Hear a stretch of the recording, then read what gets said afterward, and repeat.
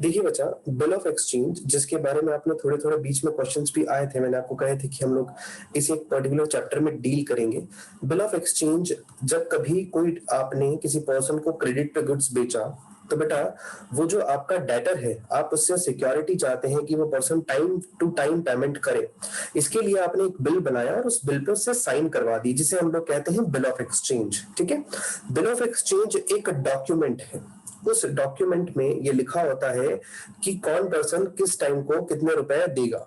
ठीक है, ये एक लीगल जो है वो पेपर कहलाता है, लीगल डॉक्यूमेंट कहलाता है। अगर सामने वाली पार्टी पेमेंट नहीं कर पाती तो बेटा जो जिस पर्सन ने गुड्स बेचा था वो उस पर्सन के ऊपर, जिसने गुड्स बाय किया था, उसके ऊपर केस कर सकता है। ठीक है, तो वही कॉन्सेप्ट पूरा बिल ऑफ एक्सचेंज में है। ठीक है, इसमें अलग अलग केसेस के साथ हम बिल ऑफ एक्सचेंज को ट्रीट करते हैं, सबको हम लोग वन बाय वन समझेंगे।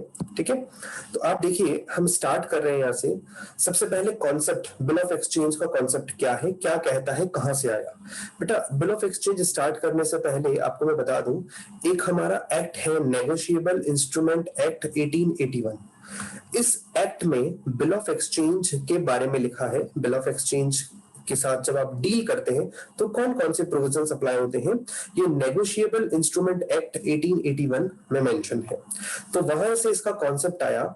एक बिल ऑफ एक्सचेंज या प्रॉमिसरी नोट, दोनों के दोनों एक लीगल इंस्ट्रूमेंट होते हैं जो कि क्रेडिट सेल, गुड्स के क्रेडिट सेल करने में आपकी हेल्प करते हैं। यानी जब कभी आप क्रेडिट पे गुड्स बेचते हैं तो ये सेलर को अमाउंट रिकवर करने में हेल्प करते हैं।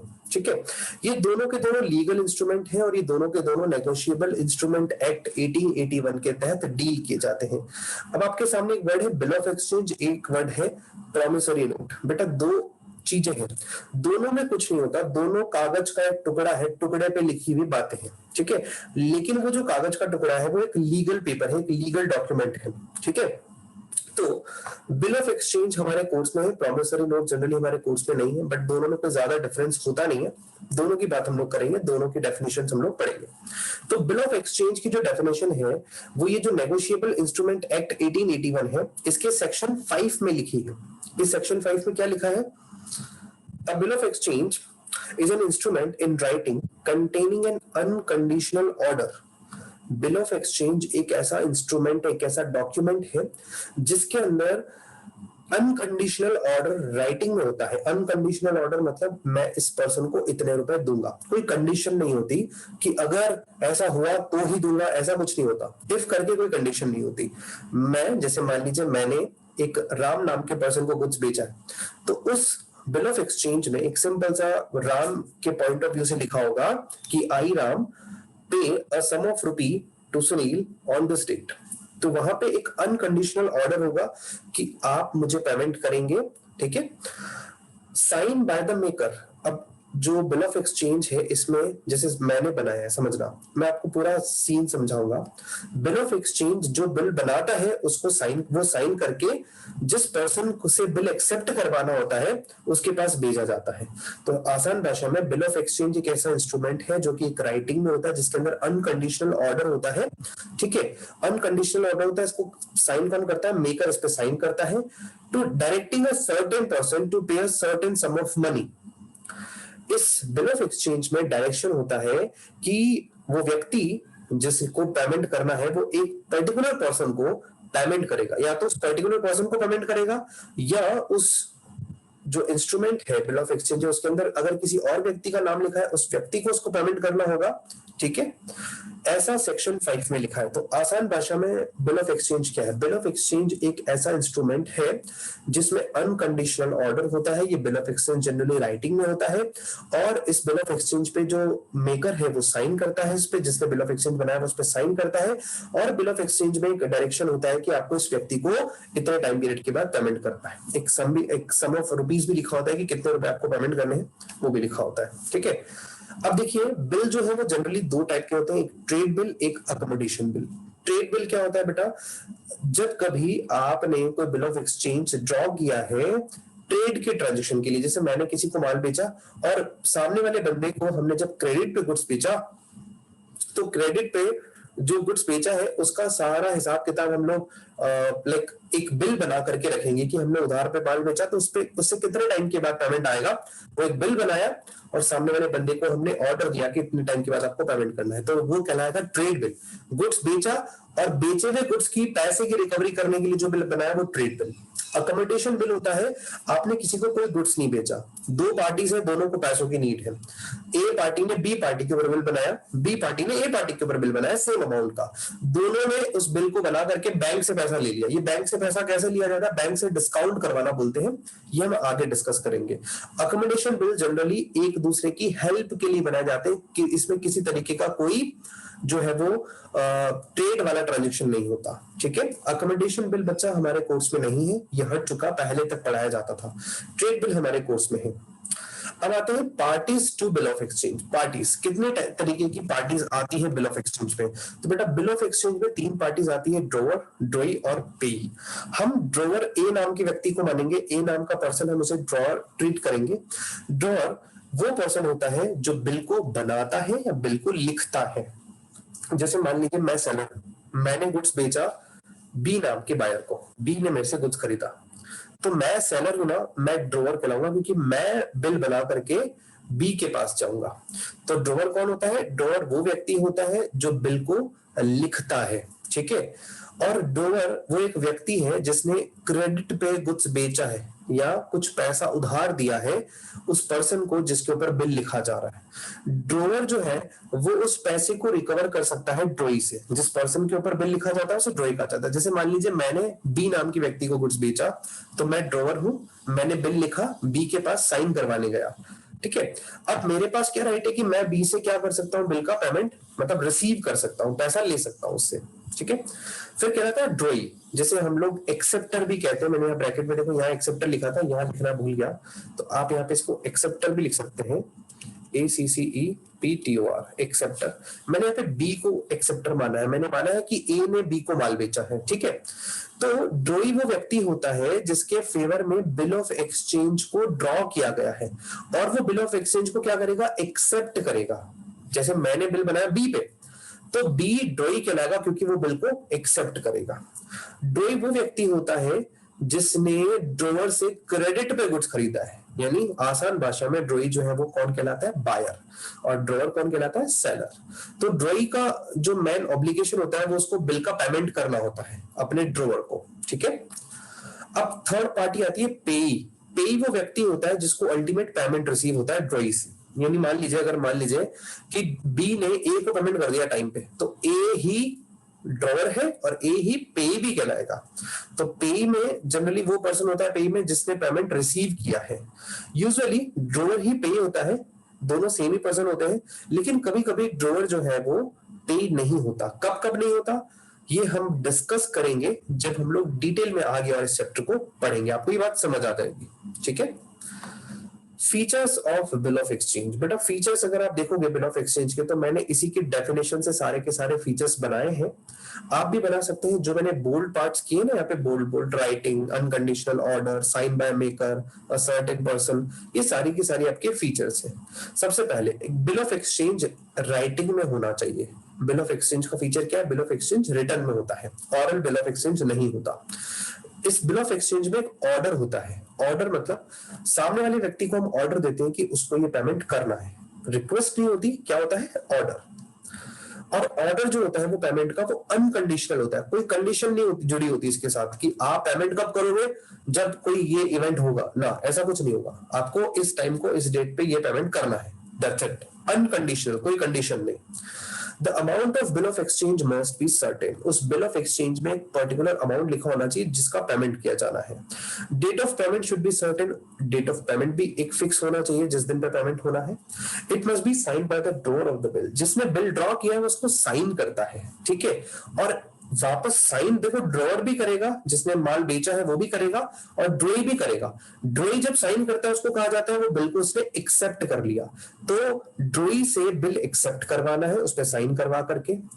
और जो इस बिल ऑफ एक्सचेंज का जो अमाउंट है वो या तो डिमांड पे पेबल होगा या किसी पर्टिकुलर टाइम पीरियड के एक्सपायर होने पे पेबल होगा। फॉर एग्जांपल हमने 3 महीने का बिल लिखा, तो आज की तारीख से 3 महीने जब खत्म होंगे तब उस बिल का पेमेंट करना है।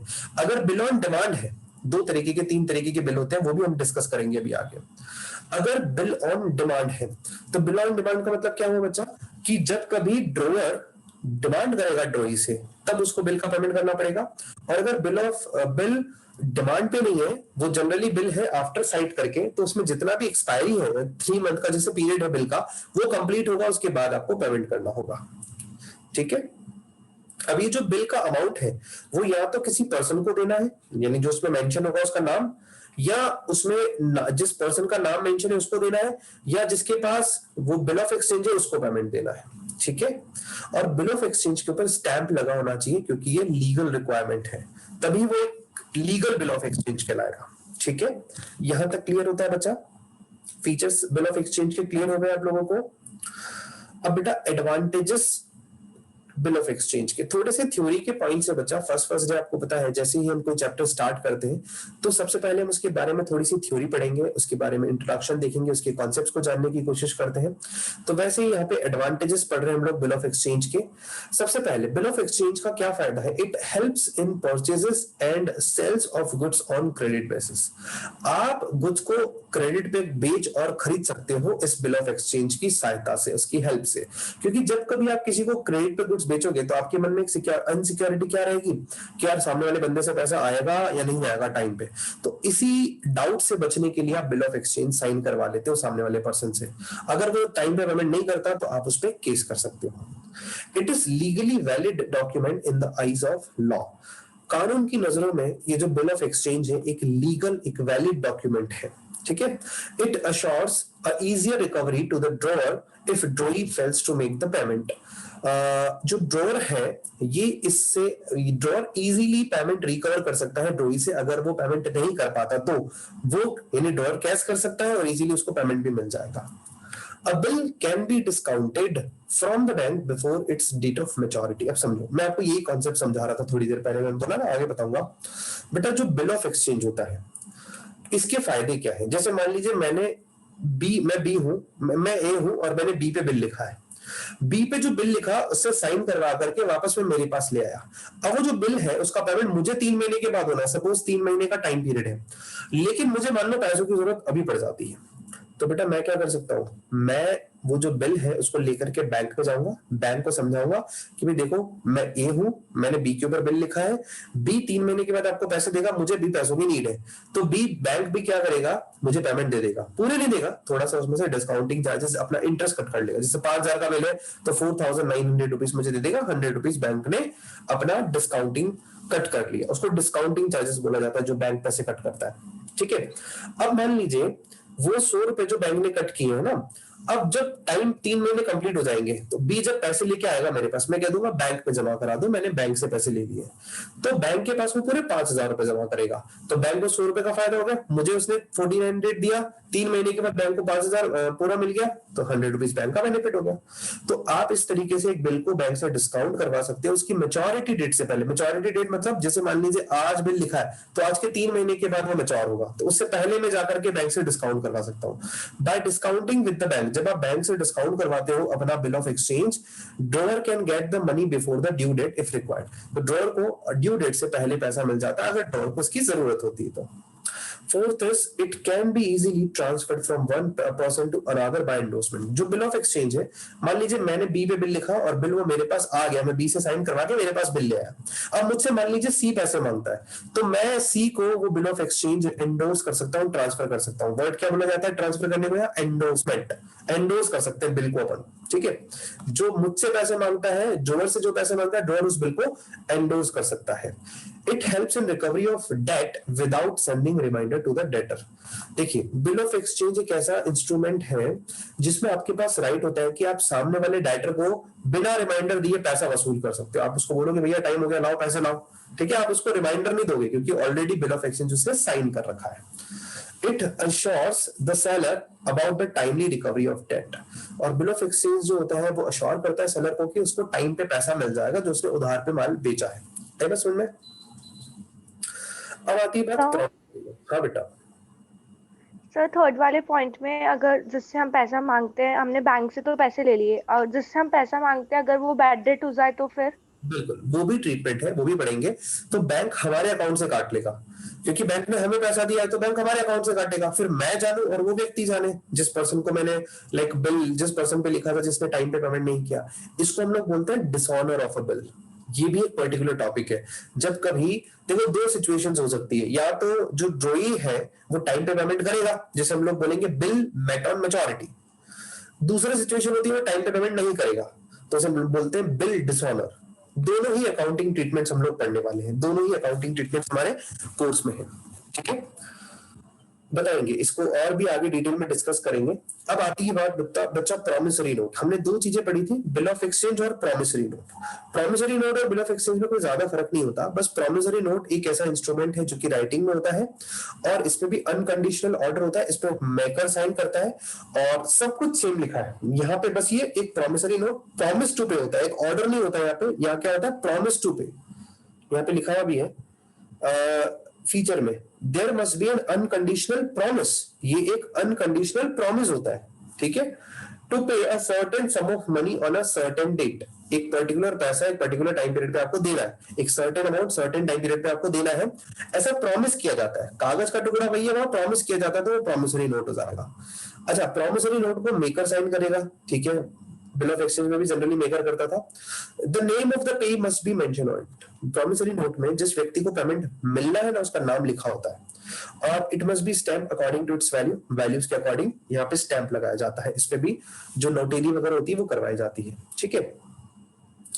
अब बात आती है sir parties of promissory note. Promissory note की पार्टीज कौन कौन सी है? बेटा वही दो पार्टीज है, मेकर और पे। मेकर यानी वो व्यक्ति जिसने प्रॉमिसरी नोट को लिखा है। अब यहाँ पे याद रखना, जो मेकर होगा वो कौन होगा? जो व्यक्ति ने माल खरीदा है वो मेकर होगा। बिल ऑफ एक्सचेंज के केस में मेकर कौन होता है? ड्रॉअर कौन होता है? जिस व्यक्ति ने माल बेचा है। जैसे मैंने यानी ए ने बी को गुड्स बेचा तो ए ड्रॉअर बिल ऑफ एक्सचेंज के केस में। अब प्रॉमिसरी नोट के केस में ए ने बी को गुड्स बेचा तो बिल कौन बनाएगा? B. B is the maker. We can not say that B is a drawer, B is a maker. हमें ड्रॉअर नहीं बोलना, मेकर बोलना है। और बिल ऑफ एक्सचेंज में मेकर कौन होता है? ए, जिसने कुछ बेचा है। थोड़ा ये याद रखना।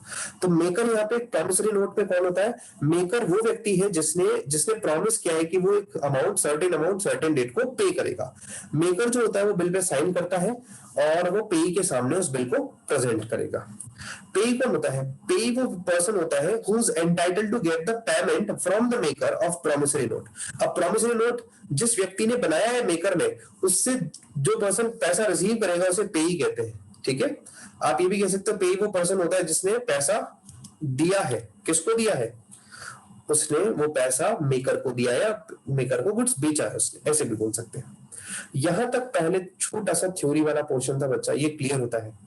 सब बच्चों को क्लियर होता है कि यहां तक? मैं आप सब लोगों को थोड़ा सा टाइम दूंगा, आप आराम से इसका एसेस ले लेंगे। जब हमारी क्लास फिनिश होने वाली होगी ना, उस टाइम मैं आपको टाइम दूंगा, ठीक है। आप वहीं पे सबका सब जने एसेस ले लेंगे इसका। अब आते हैं important terms of bill of exchange. बेटा इंपोर्टेंट टर्म्स का मतलब क्या है? अब मैं आपको कुछ कुछ चीजें समझाऊंगा, ये याद रखनी है, प्रैक्टिकल क्वेश्चंस करते टाइम याद रहनी चाहिए। सबसे पहले लिखा होता है term of bill. Term of bill मतलब वो बिल कितने टाइम का बनाया गया है। बिल जैसे 2 महीने का, 3 महीने का मैक्सिमम हो सकता है, 3 मंथ से ज्यादा का बिल नहीं होता वैसे तो, लेकिन हमारी बुक में तो 4 मंथ 5 मंथ के भी बिल है, तो आप इग्नोर करेंगे फिलहाल इस बात को। टर्म ऑफ बिल का मतलब होता है वो टाइम पीरियड, जिस टाइम पीरियड को आप मेंशन करोगे बिल में कि इतने टाइम के बाद पेमेंट किया जाएगा, उसे हम लोग टर्म बोलते हैं बिल का, ठीक है। अब ये टर्म जो है वो बिल का डेज के अकॉर्डिंग भी हो सकता है, जैसे 60 डेज, 70 डेज, 80 डेज का बिल, या मंथ के अकॉर्डिंग हो सकता है, 2 मंथ, 3 मंथ, 1 मंथ का बिल, ठीक है। ड्यू डेट क्या होती है बेटा? ड्यू डेट वो डेट होती है जिस डेट पे आपके बिल का अमाउंट ड्यू होता है। ड्यू डेट कैसे निकालते हैं? अलग अलग सिनेरियो है। 3 तरीके के बिल हैं, bill at sight, bill after date और बिल आफ्टर साइट। तीनों का मतलब समझेंगे आप वन बाय वन, और उसके अकॉर्डिंग ड्यू डेट कैसे कैलकुलेट करेंगे वो मैं समझाऊंगा।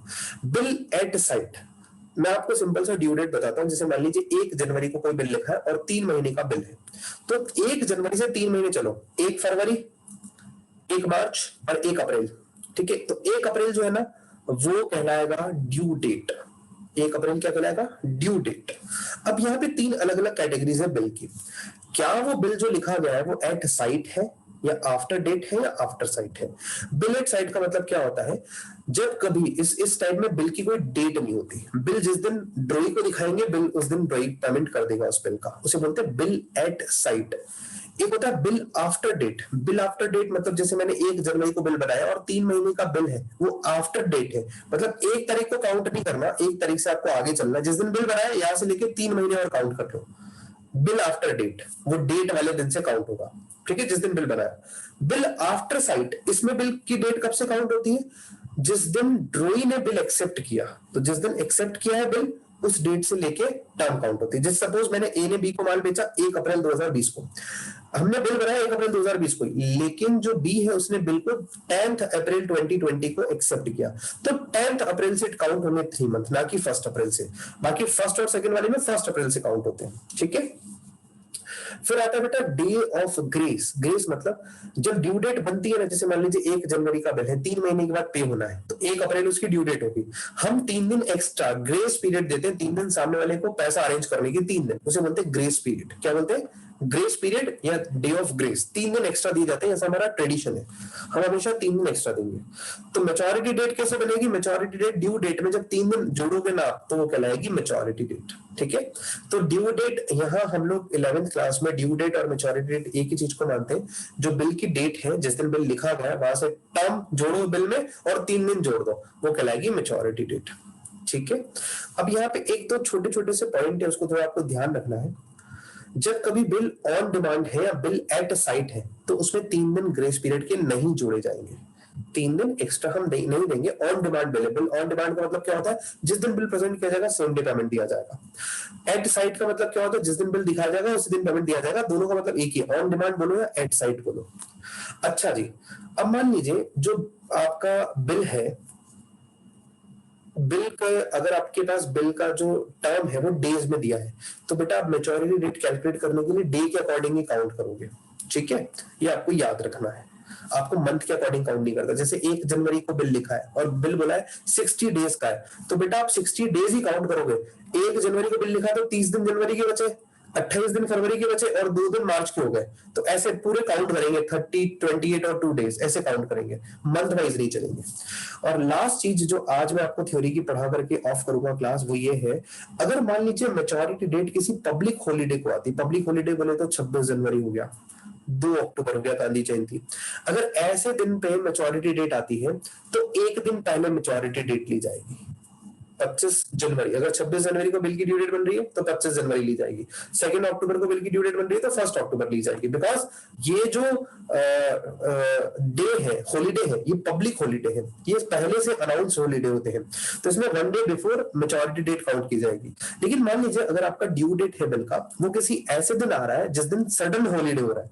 सडन हॉलीडे बोले तो जैसे अचानक से उस पे जो है वो आप देखो कि कर्फ्यू लग जाता है उस दिन पे, या गवर्नमेंट डिक्लेयर कर देती है उसको हॉलीडे, एज अ हॉलीडे, तो वहां पे जो आपका मेच्योरिटी डेट होगा वो जस्ट नेक्स्ट डे होगा, अगर वो नेक्स्ट डे संडे नहीं है तो, ठीक है, मतलब नेक्स्ट भी वर्किंग डे पे होगा, नेक्स्ट वर्किंग डे पे आपका ड्यू डेट शिफ्ट हो जाएगा।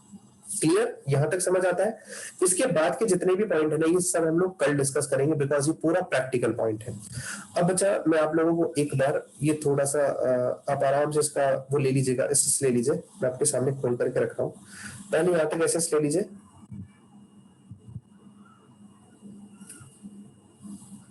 ले लिया। अब बेटा इसके बाद ये वाला फीचर्स एसएस ले लीजिए, आप फीचर्स और एडवांटेज साथ में ले लीजिए, ले लिया। फिर बेटा प्रॉमिसरी नोट वाला ये वाला हेडिंग ले लीजिए, ले लिया होगा। अब अच्छा यहां से important terms of bill of exchange वाला यहां तक पूरा ले लीजिए, ठीक है। तो बेटा इसी के साथ हमारा ये जो टॉपिक है थ्योरी वाला वो कंप्लीट होता है।